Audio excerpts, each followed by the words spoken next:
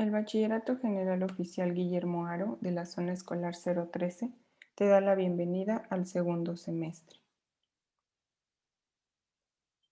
En la disciplina de Historia del siglo XIX estudiaremos diferentes acontecimientos alrededor del mundo, y aunque parecieran hechos aislados, comprenderás cómo todos de manera directa o indirecta entrelazan sus causas y consecuencias.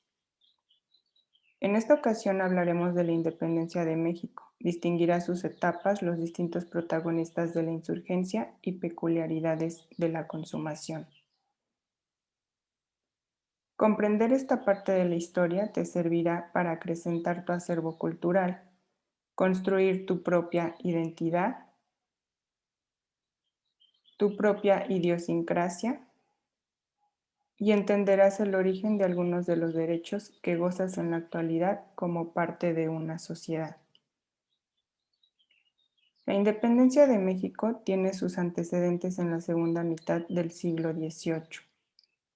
Los acontecimientos externos, como la Ilustración y la Revolución Francesa, tuvieron un papel destacado en este proceso histórico. Sin embargo, fueron las condiciones internas de desigualdad, explotación y miseria las que detonaron una guerra violenta y prolongada. El enfrentamiento fue de dos ejércitos que representaban diferentes formas de organización.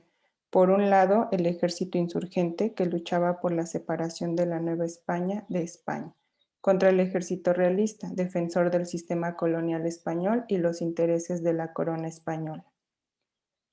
La lucha armada se prolongó durante 11 años, de 1810 a 1821, en los cuales podemos distinguir 4 etapas: iniciación, organización, resistencia y consumación. La iniciación. En esta etapa destaca la participación de los criollos don Miguel Hidalgo y Costilla y los militares Ignacio Allende, Juan Aldama y los corregidores don Miguel Domínguez y su esposa Josefa Ortiz de Domínguez como iniciadores del movimiento armado. La participación de miles de personas de los estratos sociales más bajos fue decisiva en el desarrollo de esta guerra. Al mismo tiempo, Miguel Hidalgo promulgó los decretos para la abolición de la esclavitud, la devolución de las tierras y su periódico El Despertador Americano. Al principio, el ejército insurgente controló importantes regiones como San Miguel, Guanajuato y la toma de la Alhóndiga de Granaditas. Los miles de seguidores no tenían ninguna preparación militar ni en armas, por lo que fueron cayendo muertos o heridos en el ejército realista en manos de Félix María Calleja. En las diferentes campañas militares, el ejército insurgente fue perdiendo hombres y fuerzas.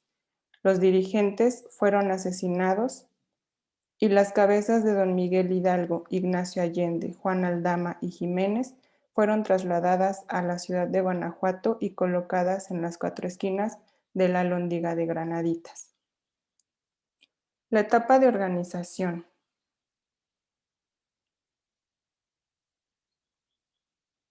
A la muerte de los principales caudillos, la dirección del movimiento quedó a cargo del sacerdote José María Morelos y Pavón, quien formó un ejército disciplinado y organizó el Congreso Constituyente. Promulgó la Constitución de Apatzingán en 1814, en la que consignó la soberanía de la nación, división de poderes, la abolición de las castas, entre otras cosas. El Congreso de Anáhuac se inauguró el 14 de septiembre de 1813 en la ciudad de Chilpancingo. Allí, José María Morelos presentó el discurso Sentimientos de la Nación, en el que plasmó su ideario político. En esta etapa, el ejército insurgente estuvo comandado por los hermanos Galeana, los Bravo, entre ellos Nicolás, además de Vicente Guerrero y Mariano Matamoros. Dicho ejército obtuvo importantes victorias militares, poniendo en peligro la estabilidad del gobierno novohispano. La etapa de resistencia. Después del fusilamiento de Morelos, muchos insurgentes se dispersaron generando guerrillas aisladas que no representaban peligro para el gobierno novohispano. Mientras tanto, en España se inició una política de reconquista de las colonias americanas. Al mismo tiempo, Juan Ruiz de Apodaca, nuevo virrey en 1816, implementó una doble política. Por un lado, declaró la amnistía o indulto para los insurgentes que querían dejar la guerra. Por otro lado, inició una campaña militar persiguiendo ferozmente a los insurgentes. A pesar de ello, la lucha revolucionaria no se acabó. En algunas partes del territorio se mantuvieron brotes guerrilleros, principalmente las comandadas por Vicente Guerrero en las montañas del sur, por Guadalupe Victoria en Veracruz y por Francisco Javier Mina en el Bajío. La cuarta etapa, consumación. En 1820, después de 10 años de guerra, la Nueva España se encontraba en crisis económica y la población estaba cansada. Mientras tanto, en España, los liberales lograban el restablecimiento de la Constitución Liberal de Cádiz, obligando al rey Fernando VII a jurarla.